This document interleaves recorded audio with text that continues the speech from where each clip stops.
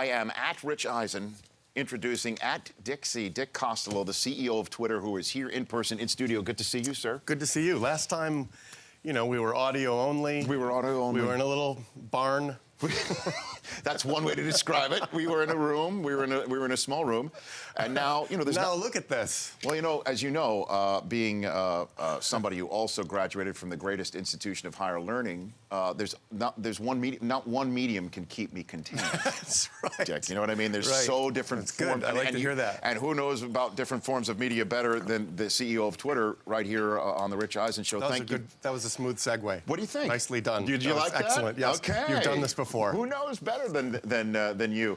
So, are you as pumped as I was about Coach Harbaugh coming back home? Yeah, I didn't think that was going to happen.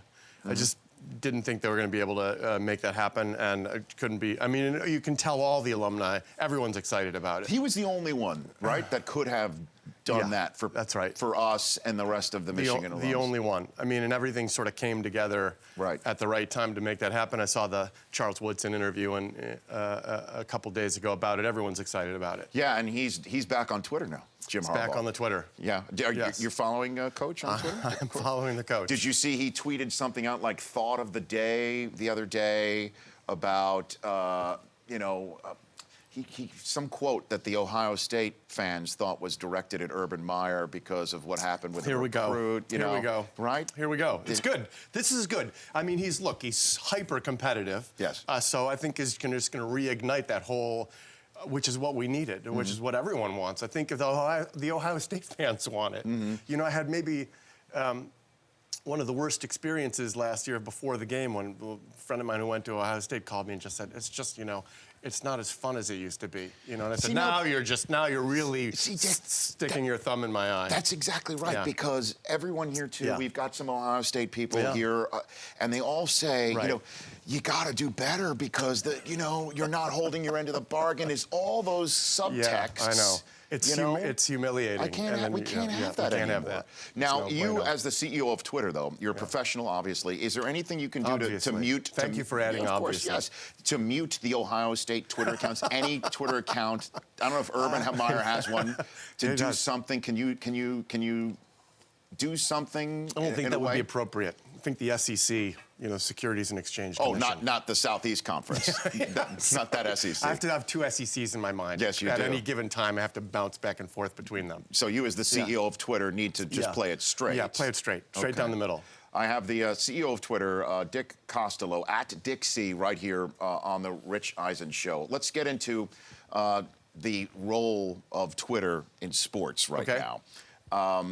And we discussed it the last time you were here. I'd love to bring it to a larger audience. The NFL draft, the commissioner of the NFL is essentially telling the information folks of all partners that you may not tweet about who is being drafted in the first 2 rounds of the draft anymore, period, because Twitter is more current than the commissioner announcement.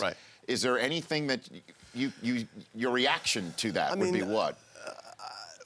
People are going to use it how they're going to use it. I think if that's a mechanism that they want to use to be able to preserve the excitement on air, that's fine. And it's used so widely and throughout sports and the NFL. And I mean, one of the things that I thought was awesome recently was on a signing day, for the NCAA, college football. It's just awesome to see all the high school seniors using Twitter to announce where they're going, and that's just really cool. It's fun to see. So those kinds of things don't worry us. But you are, in many ways, outmoding more traditional It's the fastest way to communicate information around the world. I mean, it's just you can say something on Twitter and everyone in the world knows it instantly.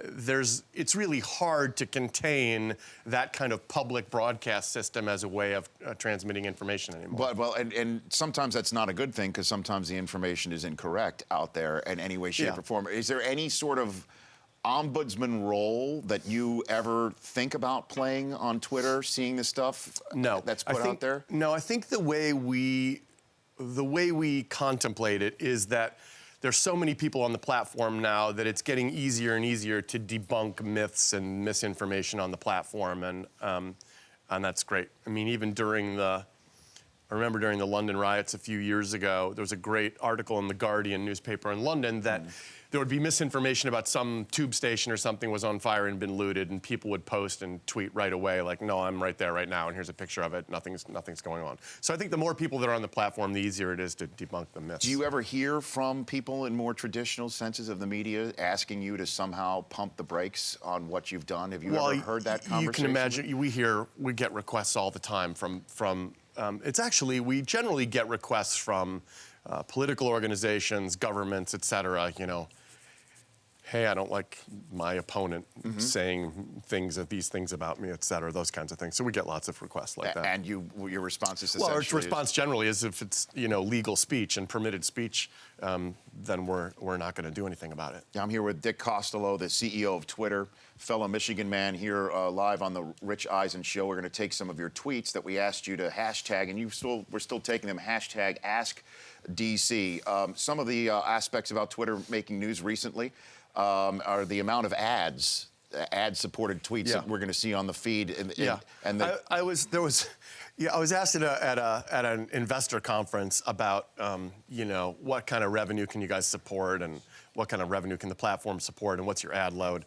And our ad load means the number of ads per timeline that you get, and it's really low right now on a percentage basis. And I said, you can imagine it ultimately having a ceiling of X, and people then turned around and wrote, Dick wants you to see an ad every 20 tweets, right? Which is not at all what I said. I said you can imagine that as being a sort of a theoretical ceiling that we're nowhere near right now and don't even need to think about approaching right now. So, what about video ads? What about that idea?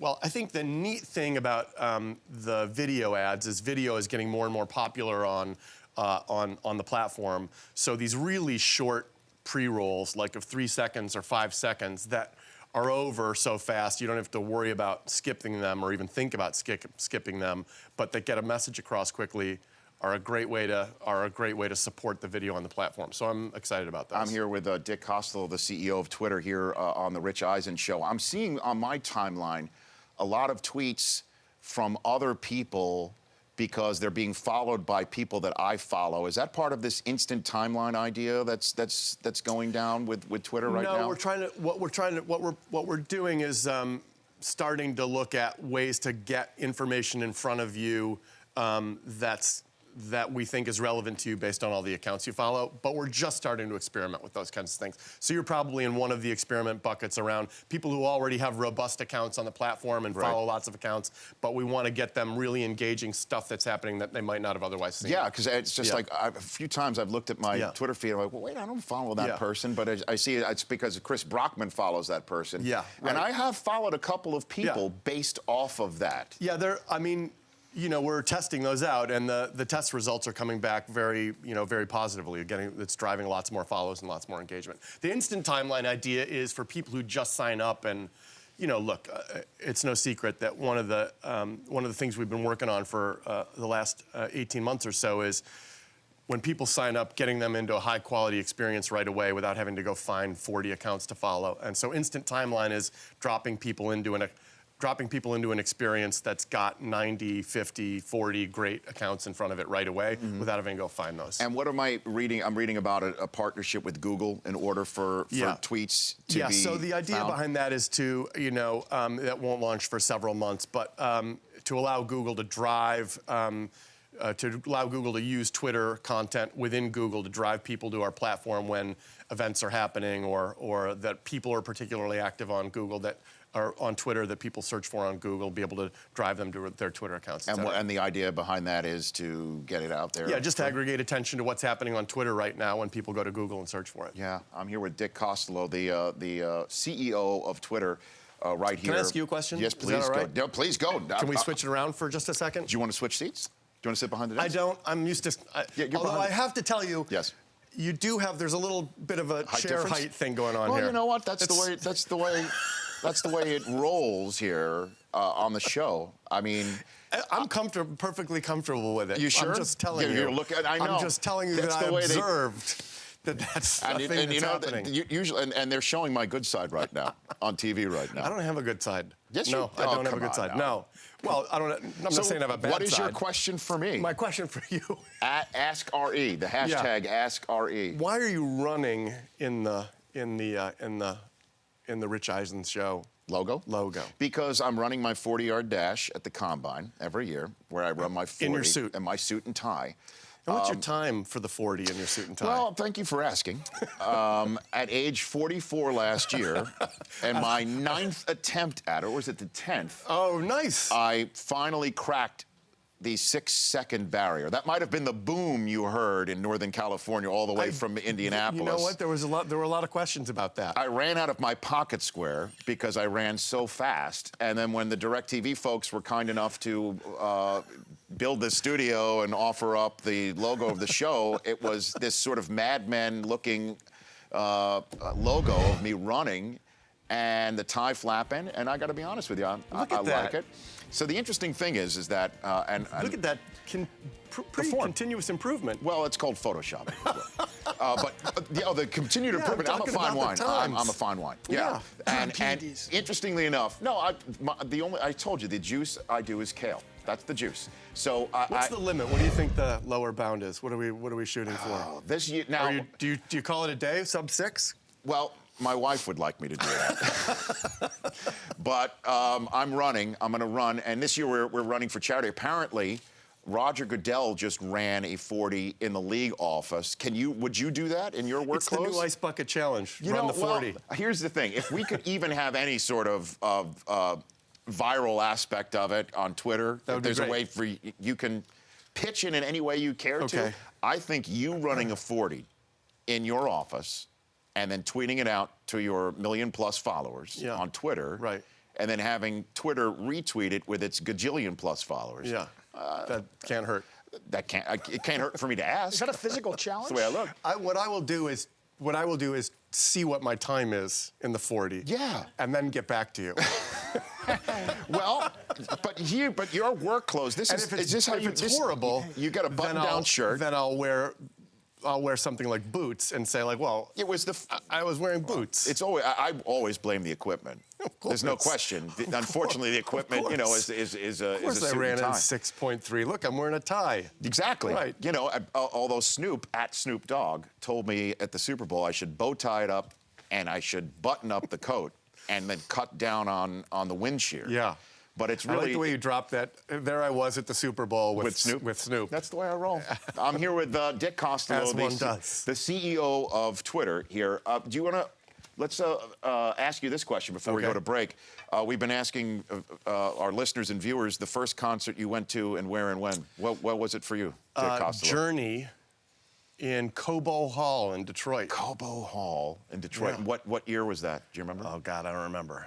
1980? Cobo Hall in Detroit. Yeah. That's some old school That's stuff some right there. old school stuff. Did the Wings play? They did. I believe the Wings played there back in the day before Joe Louis. Before Joe Louis Arena. Yeah. Fantastic. How about that? I love it. Throw that at you. We've got some questions for you via Twitter, and maybe we'll take a phone call. And then I am going to pound the table for one particular aspect on Twitter. Then I think you know where I'm going with this. I think I'm the almost Eisen font. Yes, I thought that request might come back up. Yes, I need the figurative blue check mark from you on this, okay? At Dixie, the CEO of Twitter, Dick Costolo, is here on the Rich Eisen Show. The Rich Eisen Show, weekdays at noon Eastern. On Audience.